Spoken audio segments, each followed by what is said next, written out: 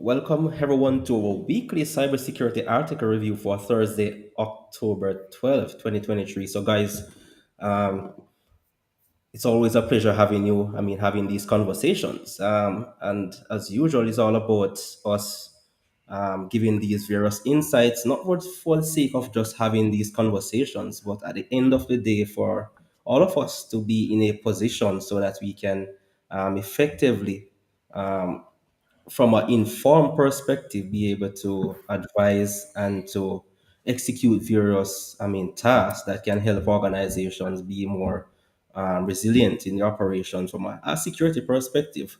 And as it relates to today's, article review, looking at protecting your IT infrastructure with security configuration assessment. And when we talk about this, there are so many methods, there are so many approaches, strategies that can actually be employed when it comes on to protecting an organization's infrastructure, not to mention the various, tool set. And at times we are so confused, but at the end of the day, we recognize that there are still organizations, there are still IT teams, security teams having challenges when it comes on to actually knowing what's on their network, not to mention the challenges to maintain and to keep abreast of all these various configurations. And at times, the complexity itself actually leads to the various ways in which an organization can actually be attacked from various, perspectives. So, with that said, then we're going to be looking at this article protecting your IT infrastructure with security, configuration assessment. And you might be asking yourself, what is this all about? You might have some ideas, but for many of you might be thinking about what tools can we use? How can this be done effectively? What's involved in all this process? So that's basically some of the things that we're going to be discussing. So guys, Paul, Jonathan, it's always a pleasure having both of you, all of the team, to really provide these insights. So, guys, what are we talking about when we make reference to security configuration assessments? And do you think this, I mean, is being done effectively within businesses and organization based on your assessment of, what is actually happening within cyberspace today? I mean, Mm. the floor is open to, if you want to start, Jonathan or Paul. So, Yeah, I could start. So one of the major challenges that organizations are having with security configuration, I want to use a foundational word called proactivity when it comes to security configuration. The analogy that I use is if you're building a house, and you're doing the major structural work like laying the foundation or building the walls or putting in the plumbing or the electricity, you want to do it to the best of the ability so that when you enter in the house that you've built, it's safe. And really, I kind of correlate that to organizations that have very complex infrastructures, complex application sets, websites, the whole thing, of where it's proactively doing it and not reactive. So I think today companies are very good at the reactive piece of it. If something were to go wrong, or a system was exploited, or an application was exploited, that's when you do it. But the damage has already been done. So what I advise organizations to do is to be proactive to it. Any piece of technology that hits the network or hits your infrastructure has to be configured and aligned with the security goals and needs of an organization. Like it sounds tedious, but it's really a very simple way to make sure, it mentions in the article about cyber hygiene and IT hygiene. Like it might take a couple of extra hours to make sure that this is taken care of, but the headaches that it can alleviate on the back end are huge. So to start, I really want to focus in, my talking points on how to be proactive with security configurations inside of an environment. Yeah, I mean, I definitely agree with what Paul said that a lot of companies are good at the reactive state. That they have good incident response plans set up. They have maybe the backups, but what are they doing to help ensure that? And I'll maybe take your analogy of the building a house a little further. I mean, you can do as good as you can, but still you're going to have like a building inspector come through and just verify that it's done. So tools, and it could be any tools, right? This is just one that we're talking about. But any good security tools can help kind of be that um, inspector to ensure that what you have built Mhm. is insured. It is appropriate, that it is secured. Just reading through the article, what the security configuration assessment can do is verify that, find vulnerabilities, to even kind of maybe go through and do a little bit of automation of patching and kind of fixing up some of the configurations that maybe an administrator had messed up. And so I find that very helpful for companies who are trying to build it. Right, we're human. Um, when we're interacting with the machines and the networks, there is a chance that people could mess up, misconfigure some type of system or setting, which could leave it open. And tools can help be able to find and identify those little errors, those little misconfigurations, and just kind of help tighten up that security configuration.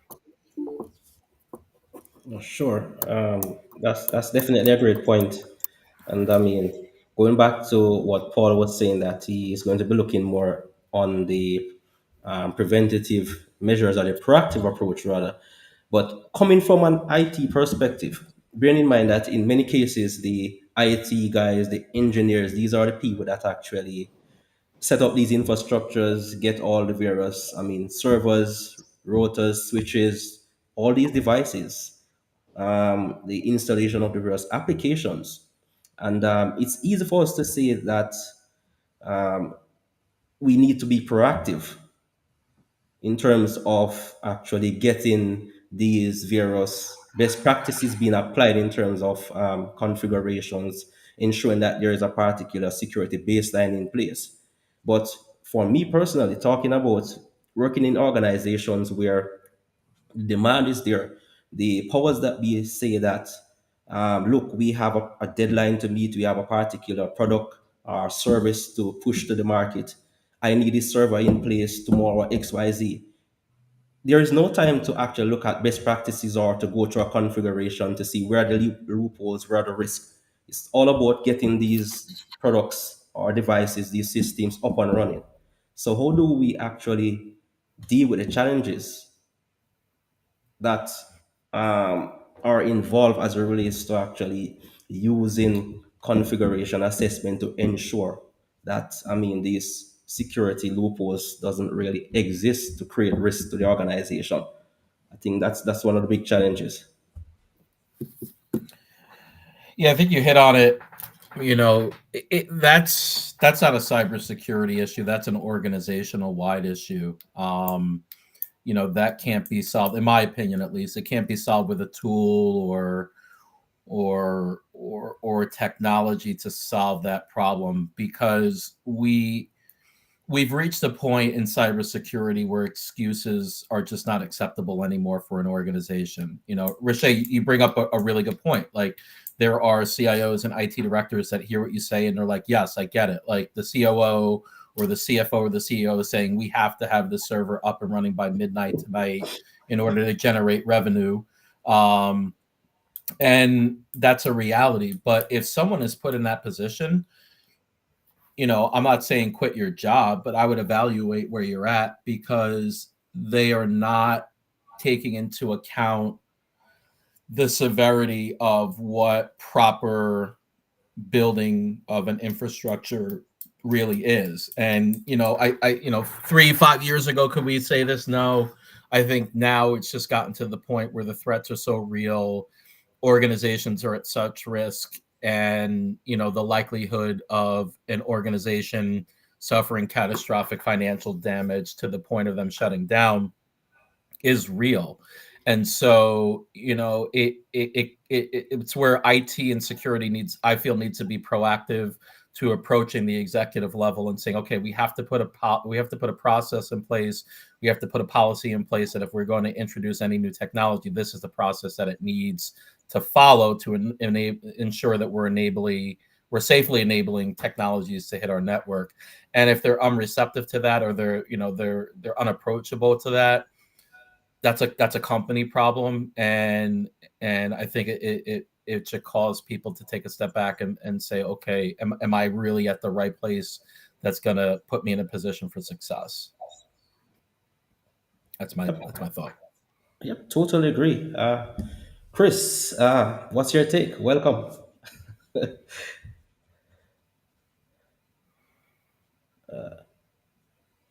was on mute. Chris, you're on mute.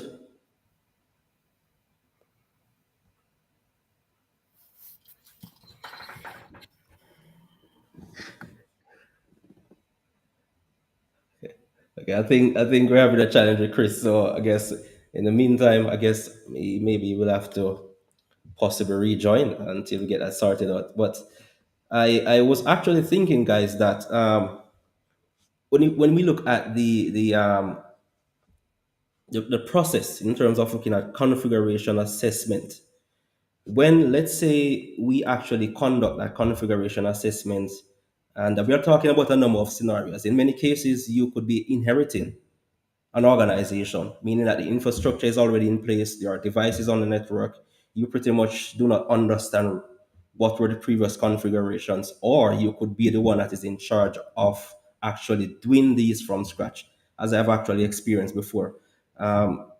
So how do you, because one of the things that comes from these assessments or configurations assessments, looking at those best practices, is that once you run a particular tool and you have identified these gaps, these vulnerabilities that exist in terms of, poor configuration, how do you actually prioritize? Because in cases, a typical example is that you might see where, for example, based on the baseline that you're using, for example, you may be doing an assessment against the CIS controls or some standard, and it might say that you need to um, disable XY services or XY applications.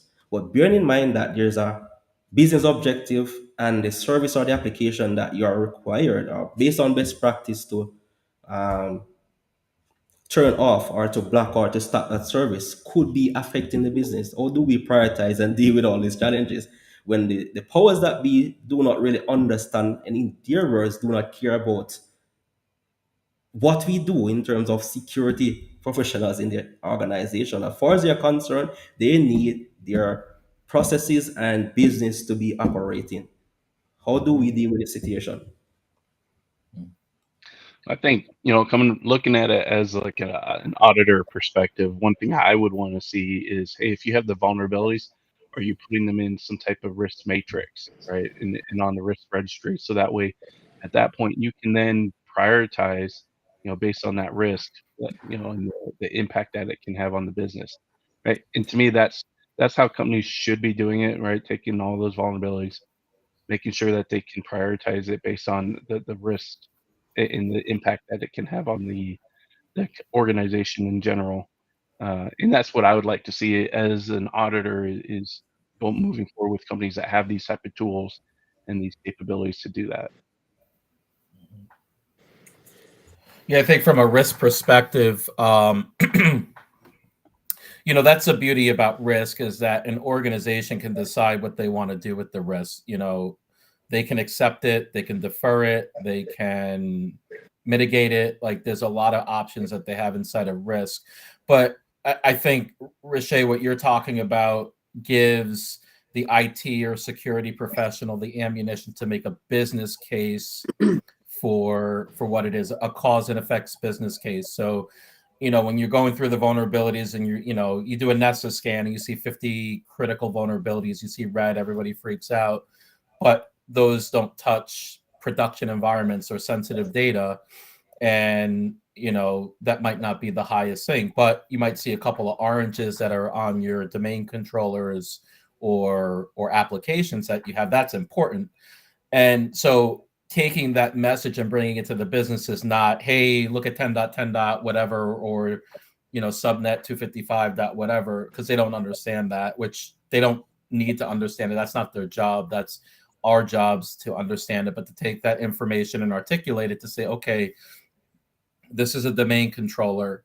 This is the lifeblood of our network. This has a vulnerability. If this goes down, we cannot conduct business for 7 days because it's down. Are we willing to take the risk for that going down for 7 days without applying tools or processes that make it simple? And then let them make the decision, because then you're in the clear. A lot of security professionals up and leave their organizations 12 to 18 months in because they just feel like they're going to fail. We don't want to fail as human beings. And it's kind of a recipe for failure when we keep on bringing this information to the executive teams and they just keep on shutting us down. If you follow this path, and I've seen it followed in a lot of different organizations of many sizes, at least you've put it out there, because the worst thing that you can hear when an incident happens is, how did this happen? Like, that's the worst question that could possibly be asked in an incident, because now you're going way back, but if you understand the risk, how did this happen? Yeah, we identified this risk. We knew it was a risk. The risk was exploited. We took the risk and it failed.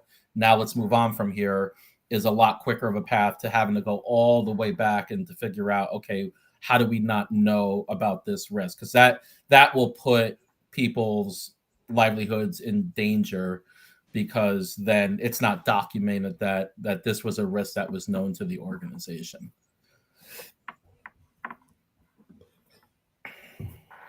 Yeah.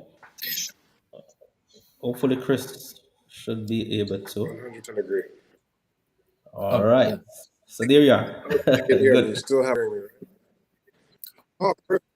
No, Oh, I we think good. you You're great. hit it on You're the great. head, Paul, when you talked about. Perfect. So yeah, I had sent a message to someone because we were going back and forth on text message, and you kind of hit it on the head when you talked about, it's really, at the end of the day, it's an organization's decision to make the risk. The cybersecurity professional, the IT professional, our job is to identify, prioritize, and enable the business to respond to the risk, like you mentioned.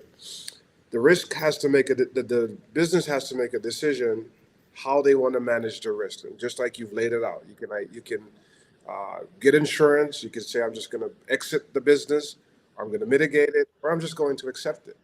And I think at the end of the day, we, as harsh and as crude as it may sound, sometimes we have that position because the CFO, other folks in the executive suite are the ones making those decisions. Our job is to identify it, understand it, and clearly articulate it to empower the business to make a decision on how they want to manage it.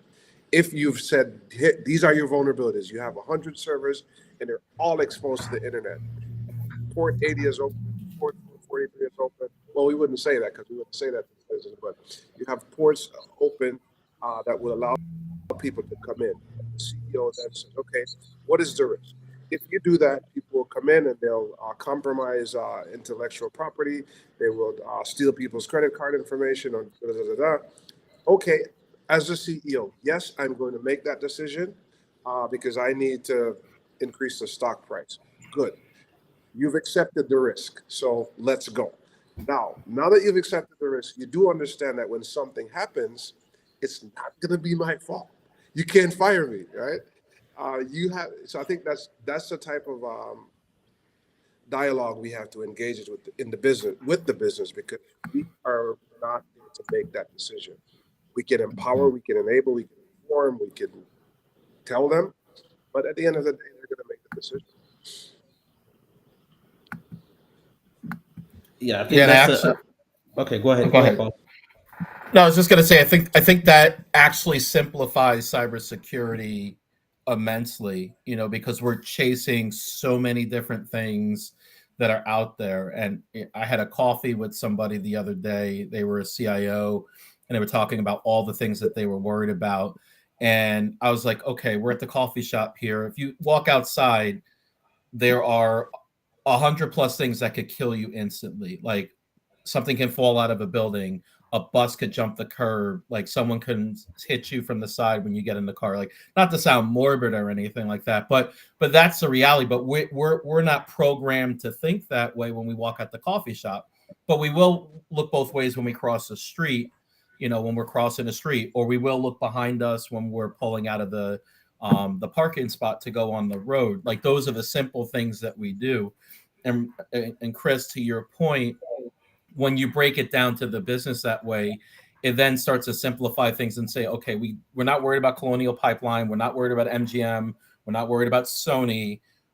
We are worried about intellectual property that if it is lost, our stock price can tank, people could lose jobs. If it's healthcare or finance, executives can go to jail found negligent with data like that. And when you condense it down to that, I think it makes it a lot easier and a lot simpler, and it drives how you buy tools. It drives how you do a security awareness training. It drives how you do policies and procedures, and then it's now woven into the fabric of the culture of the organization. Business and security is so fragmented right now.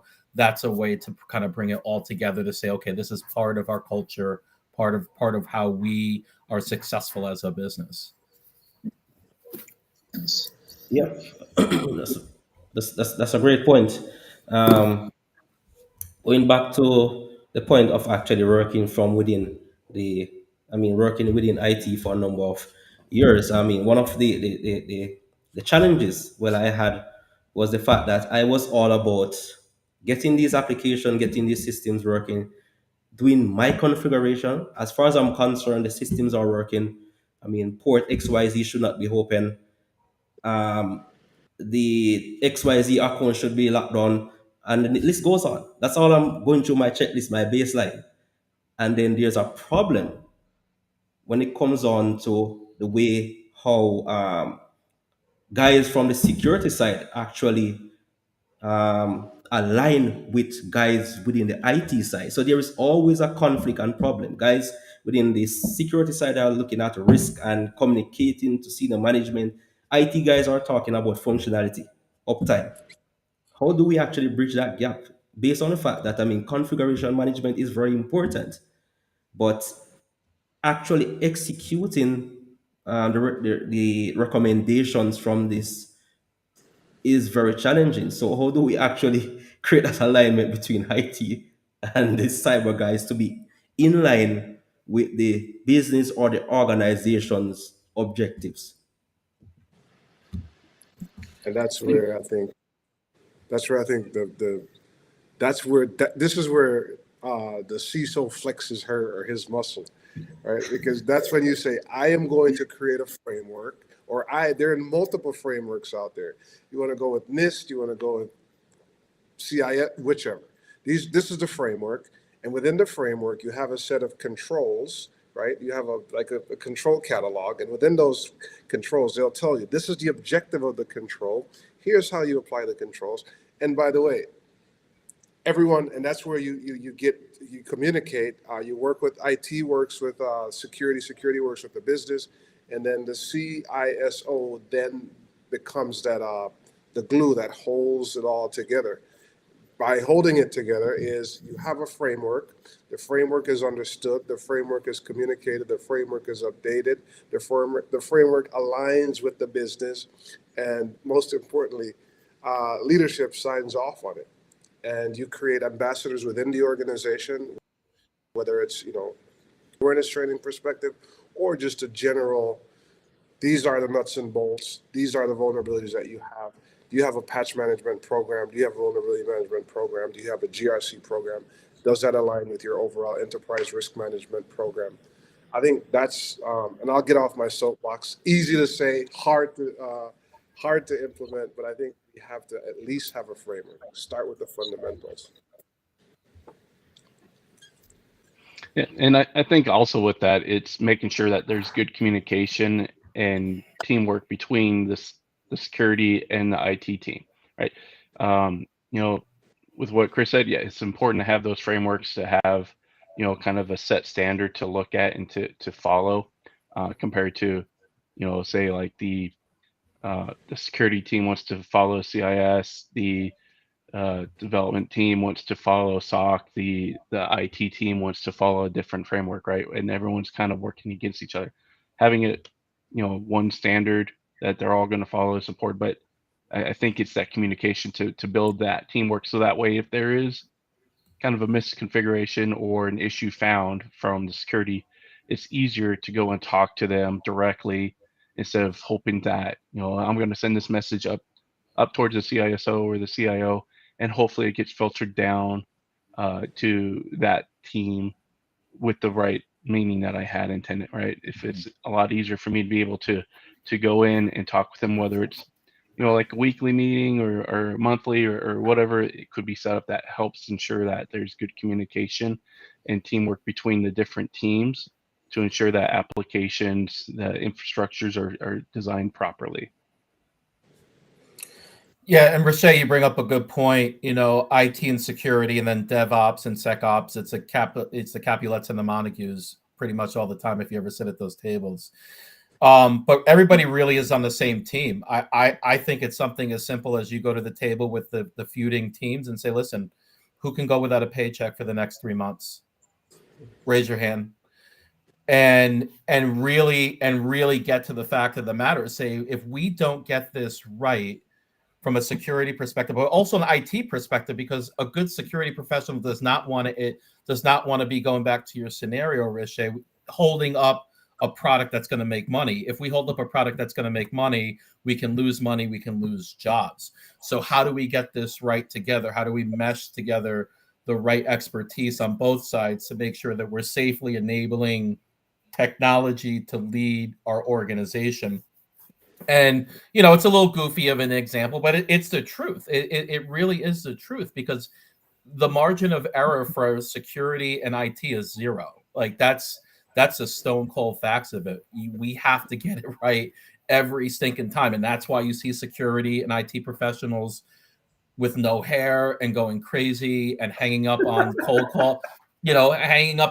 callers and things like that, because of the actual stress that's behind it, of that margin of error of zero. So when you can get everybody on the same page and say, hey, we're all on the same team here. We all cannot go without a paycheck. We all don't want to put our families' livelihoods in danger. How do we work together to make this go as fast as it possibly can, but as secure as possibly can? Then you start to break down those barriers and those walls and get people on the same page. Guys, I guess we can all agree that this is a great point for us to actually, conclude this, conversation. That's where the challenge is. That's the reality. That's the straight up reality that we have to deal with it within these organizations. And as going back to the point that Chris mentioned, it's easy to say, it's easy to talk at the end of the day, but having to build that alignment, create the relationship, the communication structure, all goes back to proper governance. And for security configuration assessment, whatever it is that is being done within the organization from a security perspective is not an isolated function. And I think that's where the challenge lies for many security, well, organizations. And I guess there is some amount of transition that is actually taking place, whereby people are actually seeing and understanding their function in terms of actually meeting business objectives. So this is not something that can be done in an isolated function, guys, but it's an integrated approach that starts with proper governance for this to be actually effective when it comes on to, configuration management or the cybersecurity on a whole. So, guys, if there are no final words, then that's a wrap for us today. Hope you all found this conversation helpful to your development, and see you next week, same time, same place, for another informative conversation. And as usual, don't forget to share this with your network. So, guys, have a wonderful day. Yep. Have a good day. And all I gotta say is go Diamondbacks.